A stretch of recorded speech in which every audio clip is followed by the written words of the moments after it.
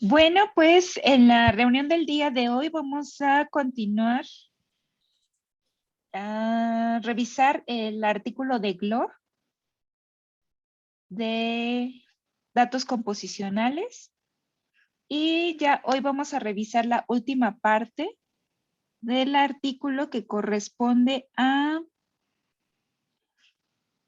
em, proporcionalidades y correlaciones. Sí, así es. ¿Sí? Ok. Entonces va a presentar Stephanie esta parte. Ajá. Adelante, Stephanie. A ver. Este, sí me da chance de compartir que no me da. Listo. Listo. Bueno, nos quedamos la vez pasada en esta, creo que fue lo de las medidas de como tipo de disimilitud, ¿no? A ver. Y hablamos de PCA. Y entonces, ahora hablaremos de la parte de correlación. Y este es un tema un poco sensible para los datos composicionales por este problema de la correlación espuria. Esto tampoco puse un slide extra del material suplementario para explicar esto de qué es la correlación espuria. La correlación espuria surge cuando los datos están restringidos por un denominador constante, es decir, datos que se representan como proporciones, porcentajes, probabilidades, abundancias relativas. La manera como calculamos, por ejemplo, una abundancia relativa es en términos de porcentaje o en términos de proporción, ¿no? O sea, mi valor entre el valor, no sé, total o promedio de la columna, algo así. Entonces, estamos basándonos nuestra medida eh, la estamos basando en otra ya sea el promedio o como es el R, una media geométrica. Entonces el hecho de que sea una medida que esté basada en otra, surge este problema de la correlación espuria. Por eso incluso cuando calculamos correlaciones basándonos en abundancias relativas, también puede ocurrir este problema, pero es un poco más evidente en los datos, en la parte de los datos composicionales. Dice que este problema ha sido reconocido desde el comienzo de la práctica estadística. Lo señaló y lo citó Carl Pearson en 1897. El Oye, problema, Stephanie, ¿sí? antes de que continúes, en el primer punto dice que cuando los datos se representan también como probabilidades. Ajá. ¿Te puedes imaginar algún ejemplo? Por ejemplo, como probabilidades pueden ser lo que utilizamos para hacer el cálculo de Aldex, que son las instancias de Dirichlet. Ese es un tipo de probabilidades, de expresar los datos en probabilidades. Ajá. Ese es un ejemplo. Entonces, por ejemplo, la vez pasada, cuando revisamos los artículos de diversidad, Ujú. pues veíamos que algunos índices de diversidad, pues precisamente son probabilidades. Así es. ¿Crees que entonces ese tipo de datos también te puedan generar? Sí, este tipo de correlaciones, sí. Por Ujú. eso, por eso se sugiere, o sea, tener como cuidado con ese tipo de medidas que están basadas en otras cosas, porque al fin de cuentas no es como el solo número, sino que está basado Ujú. en otra medida. Nada más con que sea de eso, ya hace de que los datos de alguna manera estén de por sí intrínsecamente relacionados y puede dar esto como algunos o muchos falsos positivos. Ok. Ajá. Entonces, dice, este problema existe siempre que hay una constante suma o denominador en un conjunto de datos. Proporción, porcentaje, parte por millón, todos estos son ejemplos de los datos donde puede ocurrir esto. O de manera equivalente, cuando el conjunto de datos no puede tener una suma infinita, como sucede en conjuntos de datos de secuenciación de alto rendimiento. Entonces, es como el problema, ¿no?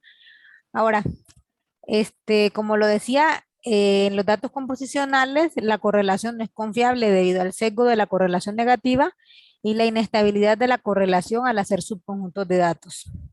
Esto es explicado de mejor manera en el material suplementario, pero también este problema de la correlación espuria no es exclusivo de los datos composicionales, como lo dije. Cualquier análisis que utilice abundancia relativa para hacer, por ejemplo, cálculos de correlación tiene este mismo problema. Desafortunadamente, la correlación no puede estar sujeta a un proceso basado en principios para determinar el método óptimo, como se ha discutido anteriormente. Hay muchas aproximaciones rigurosas que pueden ser aplicadas para analizar las correlaciones en los datos de microbiomas, incluyendo SPARCC y SPICC, ambos en los cuales se asume que la matriz es escasa, la que tenemos esas matrices llenas de ceros, y se generan las medidas de phi y rho. Esta última medida se ha incorporado en el paquete de R, que es el que actualmente utilizamos para las correlaciones, que incluye una adaptación permitiendo el cálculo de las medidas con datos escasos, que da un valor esperado que se aproxima a 1 si las dos variables están en constante relación en los datos, y pues se aleja de 1, se aproxima a 0 si estos datos no están relacionados. A ver, regresas a la anterior diapositiva. ¿Quedan claro cada uno de los puntos, chicos? Porque para no ir tampoco demasiado rápido y que todo vaya quedando claro. A mí el primer punto no me queda claro.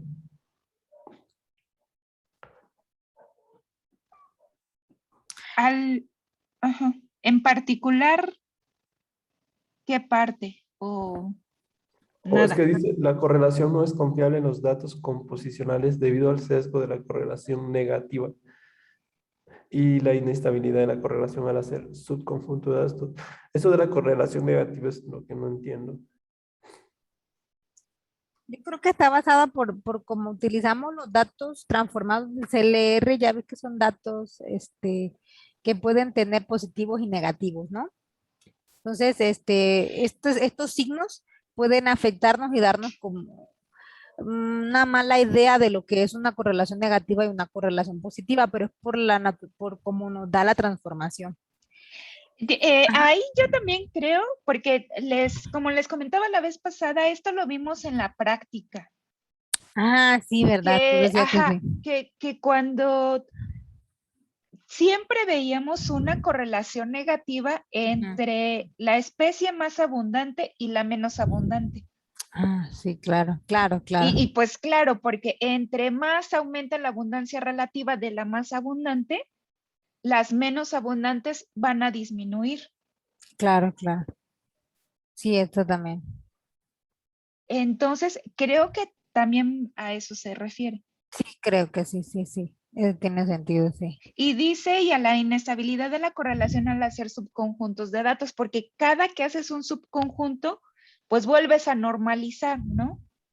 Ajá, lo que decíamos la vez pasada, cada vez que, o sea, si filtramos, por ejemplo, ASBs por abundancia o algo, tenemos una nueva medida de media geométrica, porque esta se basa en todo el conjunto de datos, y si los datos los reducimos, esta media cambia, esta media geométrica cambia, entonces cambia también los valores transformados y cambian también, parece que los datos de correlación también se pueden ver afectados. Ok. Yeah. ¿Vale? Entonces, esta es la figura suplementaria 2, muestra que el valor esperado de ρ es más estable a los subconjuntos, incluso, que las medidas familiares de correlación, y es más reproducible que las aproximaciones anteriormente reportadas, lo cual nos indica más precisión en la estimación, ya que la correlación es más fuerte. Sin embargo, determinar una aproximación óptima y general para la correlación de datos composicionales es un problema aún abierto en la investigación. Las figuras suplementarias de 2 a 5 tienen una explicación más detallada del problema de correlación y el uso de los valores esperados. Entonces, en estas figuras que están en la parte suplementaria, nos presentan la relación entre la correlación de esta OTU 11 y la OTU 39.306. Estas las están comparando o correlacionando con todas las demás OTUs. Aquí serían todas las demás OTUs. Entonces, aquí lo que pasa es que creo que corté aquí el eje de la Y, pero en el eje de la Y creo que aquí se ve, ¿no? Todas los features, todas las OTUs. Y acá abajo si removemos 5 OTUs, o sea, si a ese mismo conjunto de datos le quitamos solamente 5 OTUs, ¿cómo se ve esta relación uno a uno, ¿no? Entonces, para la correlación de Spearman, sobre todo, que es la que usamos para datos no paramétricos, se ve que varía mucho, o sea, solo quitamos 5 datos y estos datos se ven un poco más dispersos a lo largo de la línea. Para la correlación de Pearson, están un poquito más estables la línea, pero aún así sesgados hacia la derecha un poco. Para la correlación, que es el RO tradicionalmente calculado, que es por el SPAR-CC, ya se ven un poquito los puntos más dispersos sobre la línea, bueno, más formando la línea. Y para la última, que es el RO utilizado en PROP-R, que es un RO, por decirlo así, corregido, también vemos, bueno, una tendencia similar, donde los datos se agrupan un poco más hacia el centro y siguiendo la línea. Es lo que nos dice aquí, porque aquí está comparando de nuevo el mismo conjunto de datos, pero removiendo 5 datos y todos los datos. Es que la medida de RO, y ya sea para el valor corregido o no, es más estable al subconjunto, hacer estos subconjuntos de datos. O sea, las medidas, ya dijimos que es una de las debilidades, pero parece que es aún más una debilidad para los coeficientes de correlación de Spearman y de Pearson, que se ve un poco más el sesgo, un poco más la dispersión de los puntos en la línea. No sé si esto queda claro. Sí, un poquito. Ujú. Ajá. Listo. Entonces. A ver, te regresas al anterior. Sí, claro. A ver, desafortunadamente la correlación no puede estar sujeta a un proceso basado en principios para determinar el método óptimo como se ha discutido anteriormente. O sea, como sea las aproximaciones que ya hay de phi y rho, pues no son Como lo al mejor. Sí. 100%, ¿no? Ajá, óptimas. Hay muchas aproximaciones rigurosas que pueden ser aplicadas para analizar las correlaciones en los datos de microbiomas, incluyendo SPAR-CC y SPY-CC, ambos en los cuales se asume que la matriz es escasa. ¿Sabes a qué se refiere eso? Es que creo que es cuando dice espurios, pero ya ves que esa traducción como que se pierde un poco. O Ah, sea, ya. A que asume que la matriz es espuria ujú. Ajá, más bien sí. y se generan medidas de phi y rho. O sea, para Sparsi sí es, creo que Spicy sí es phi y para Sparsi sí es rho, creo. Sino que ya en prop R utilizan un rho, pero como un valor rho es expected, una cosa así que es como un valor Ujú. rho corregido. Pero no explica un poquito más, ¿verdad? ¿Qué es una No, proporcionalidad? no, Ajá, no. De hecho, ni siquiera no en el lo dice material así. suplementario. En el material suplementario se enfoca más en explicar como esta parte del spurious y como por ejemplo lo que tienes en counts y luego lo cambias a abundancia relativa, o sea, cómo va cambiando las correlaciones si los tienes en counts, en abundancia relativa, en proporciones y si se ve la diferencia. Más bien se concentran en esos problemas y en los datos de probabilidad que en explicar PROP-R. Si quieres más adelante para otra sesión futura, podemos mejor, porque citan y dicen que si queremos una aplicación más detallada, vayamos al artículo de PROP-R, el de Tom Quinn. Ajá, ajá. Ujú. Donde ese sí, pues sí, ya es más extensa la explicación. Ujú. Bueno, y dice, da un valor esperado que se aproxima a 1 si las dos variables están en constante relación en los datos. Entonces, no te da proporciones negativas. Va de 0 a 1. Creo que sí dan negativa, porque los valores de RO que yo calculé para las estas, sí hay valores negativos, Negativos. ahora que lo piensas, sí. Ujú. Ujú. Ok.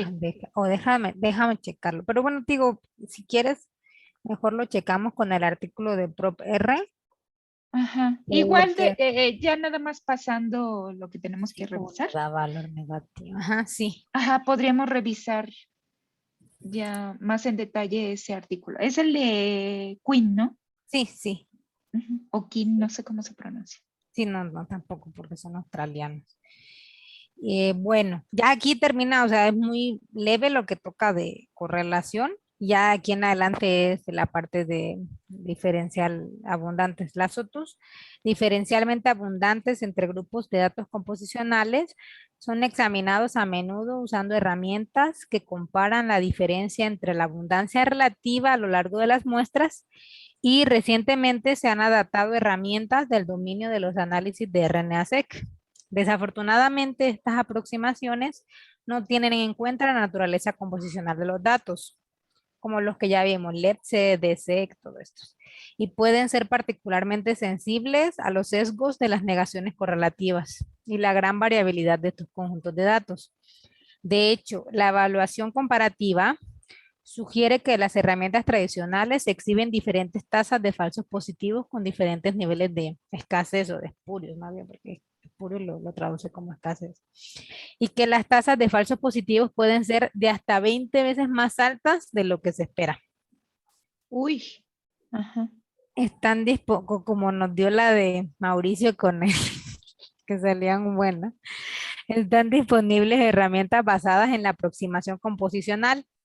La herramienta ANCOM realiza pruebas estadísticas sobre puntos estimados de los datos transformados por un log ratio aditivo, donde la taxa invariante se escoge como denominador.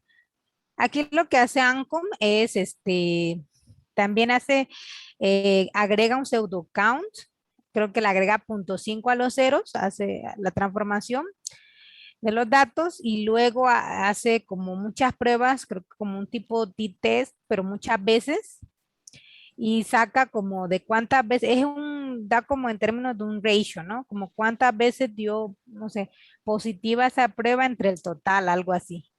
Es lo que dan.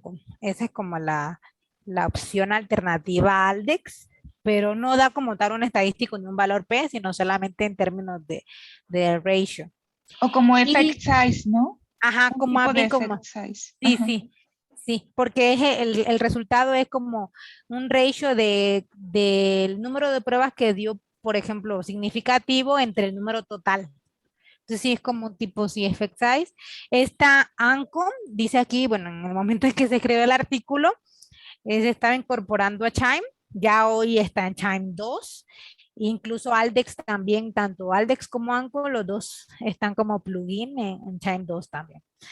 Las herramientas de Aldex 2 realiza pruebas estadísticas sobre los valores CLR de una distribución de probabilidad de datos. En el material suplementario están las ecuaciones y reporta los valores esperados de pruebas estadísticas paramétricas y no paramétricas, junto con los estimados del tamaño del efecto. Esta aproximación reduce la identificación problemática de falsos positivos cerca de cero en datos de microbioma modelados cercanos a cero con poco efecto de sensibilidad y se ha observado ser relativamente insensible al cambio cuando los datos son puestos en subconjuntos. Hay muchos ejemplos en la literatura de su uso y en el material suplementario. ¿Dudas? ¿Dudas? ¿Sí? Entonces aquí lo que ya estamos viendo en esta diapositiva es hacer pruebas estadísticas para determinar los grupos taxonómicos que son diferenciales entre tratamientos, entre muestras, etcétera. Sí, ¿Sí? Ujú. sí. Entonces, Ya, ahora sí. un poco lo que el material suplementario dice, Aldex 2 mide la abundancia diferencial relativa calculada por un valor P esperado, un valor P ajustado, esperado de Benjamin Holzberg y con un tamaño del efecto estandarizado esperado. Esta es la cita de Aldex, es Fernández 2014. La última, se refiere al el tamaño del efecto, es una estimación mucho más robusta y debe usarse siempre que sea posible, ya que un tamaño de efecto estandarizado es una métrica mucho más reproducible de significancia que el valor P. Y ya no trajiste qué es cómo se calcula el effect size, ¿verdad? No, no, aquí no. De hecho, no lo Ajá. mencionan tampoco. Solo hacen en el material suplementario como un ejemplo donde muestran estas dos gráficas y dice, usamos la gráfica de efectos para fines de visualización, porque muestran la relación entre la diferencia y la dispersión, que son los constituyentes de los valores P, pero no están escalados por el número de muestras. Podemos ver en la figura 10 que la mayoría de las OTUs en el conjunto de datos tiene una mayor dispersión, es decir, variación dentro del mismo grupo, que es la desviación estándar, que la diferencia entre los grupos. O sea, aquí está poniendo en el eje de la Y la diferencia entre los dos grupos, entre los dos tratamientos, y en el eje de las X la dispersión dentro del mismo grupo. Entonces, lo que él muestra aquí es que es la dispersión de los datos dentro del mismo grupo, que es lo que nos suele pasar, la desviación estándar, es muy alta en comparación con la diferencia de los dos tratamientos. O sea, los datos se distribuyen a lo largo del X y así como que se ven muy dispersos, ¿no?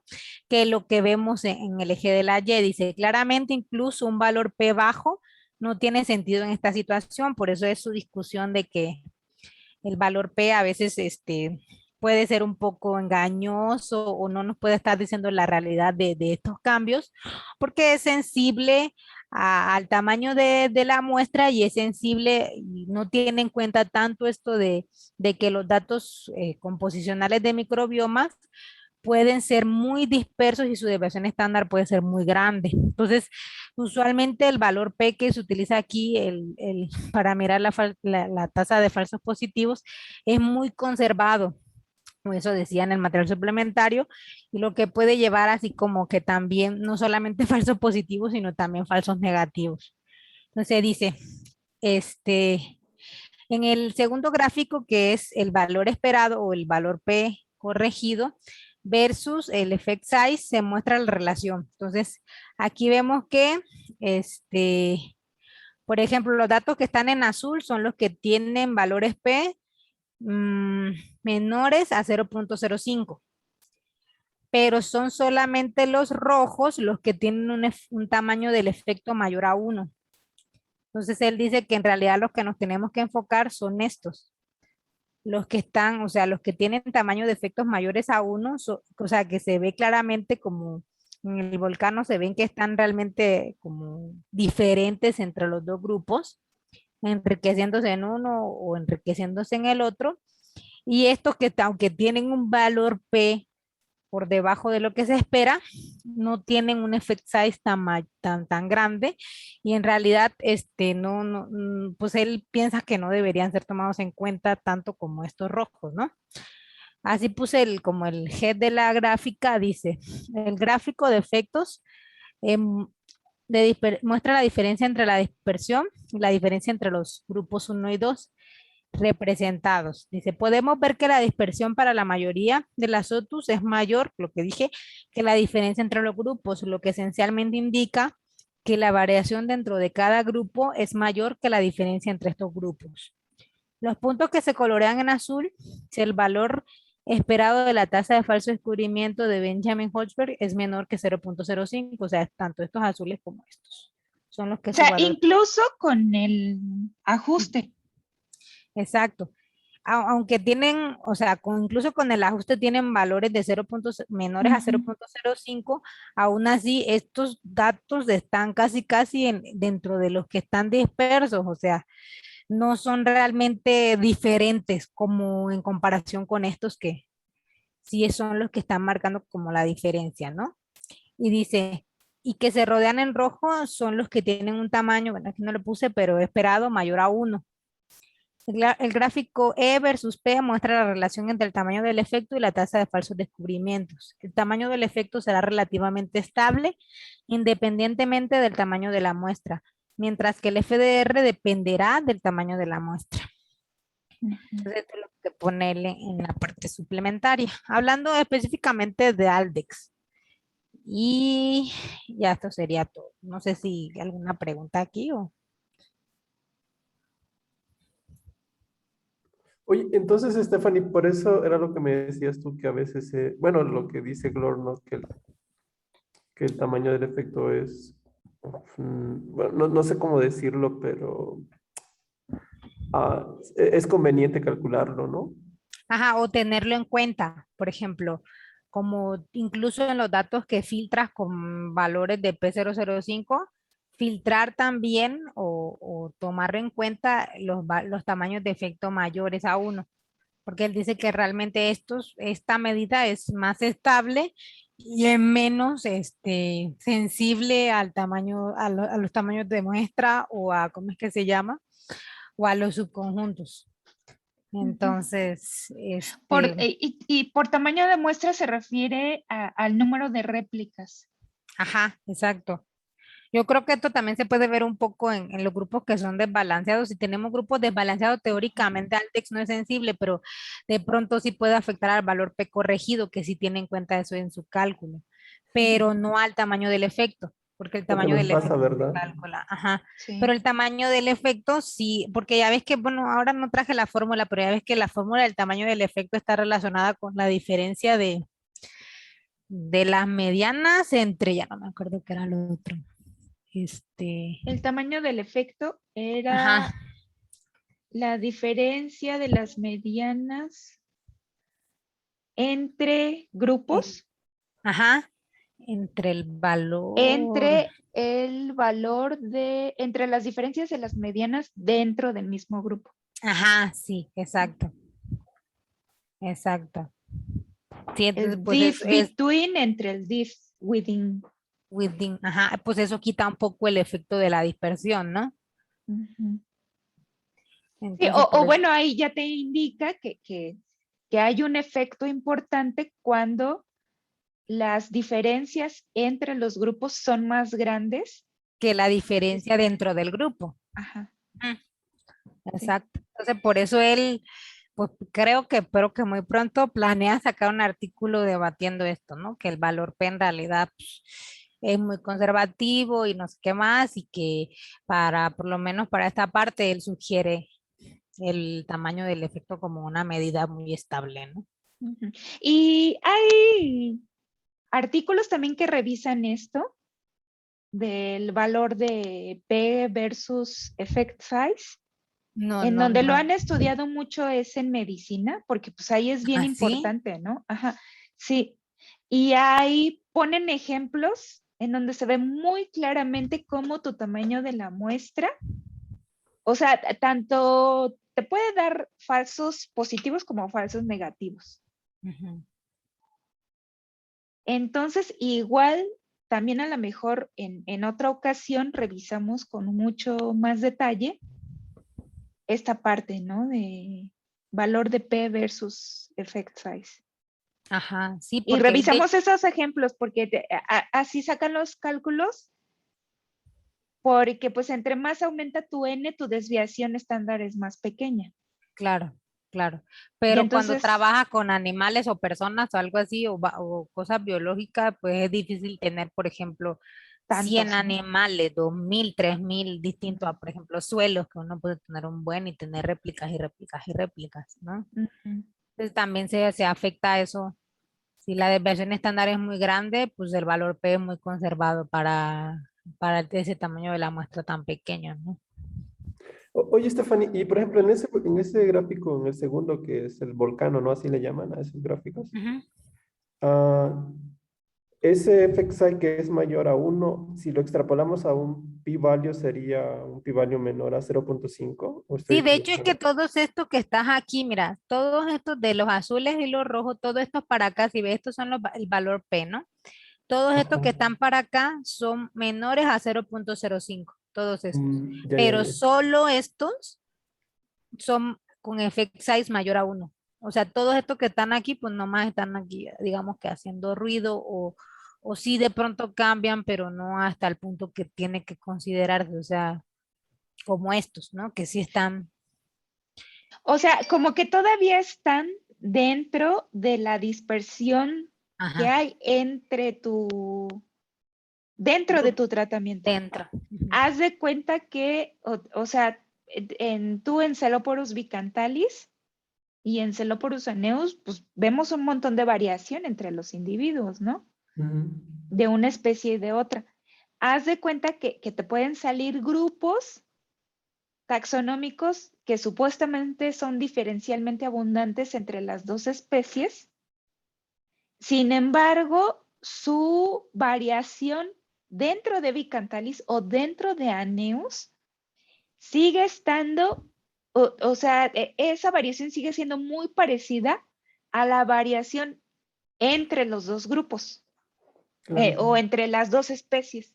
Y Ujú. entonces tú te quedas, bueno, entonces ¿esto es real o no?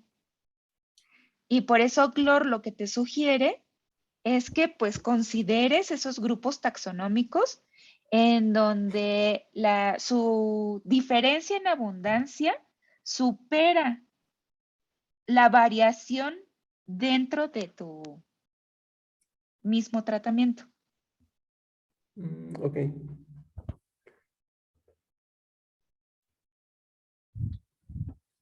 ¿Sí? Uy, pero están geniales estos gráficos, ¿no? Ay, sí, son bien fáciles. Bueno, para ti todo es fácil.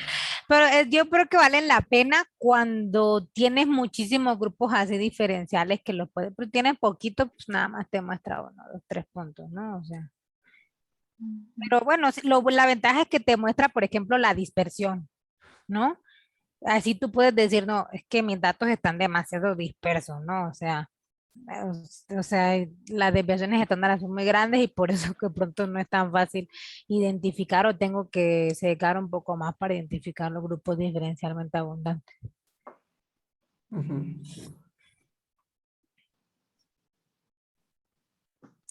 Sí, entonces, bueno, ya en resumen, los análisis de los datos composicionales por métodos tradicionales pueden dar resultados satisfactorios. Sin embargo, estos resultados pueden ser engañosos o impredecibles. Existen herramientas composicionales apropiadas como reemplazos directos en cada etapa de los ejemplos dados. En el material suplementario y otros ejemplos en las referencias y el análisis de correspondencia similar implementado en el paquete FileOSEC. O sea, para cada cosa que utilizamos tradicionalmente existe su análogo en el análisis composicional, como vimos, ¿no? Para Bray Curtis existe PCA, para DSEC, LEPSE existe ALDEX, o sea, para cada paso en rarificación o normalización existe SLR, o sea, cada paso del análisis por los métodos tradicionales tiene su análogo en los análisis composicionales.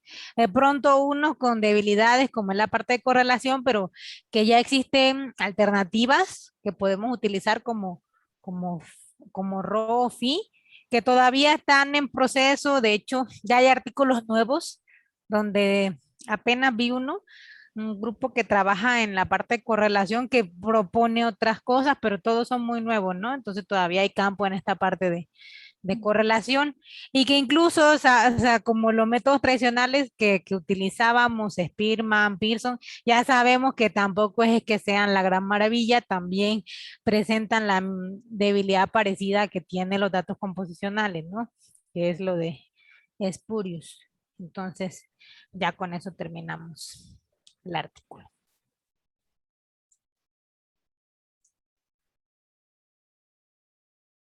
Ok, muchas gracias, Stephanie. ¿Alguna duda antes de pasar al otro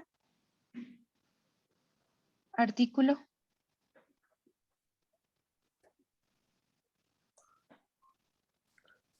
Pues creo que no. Ok.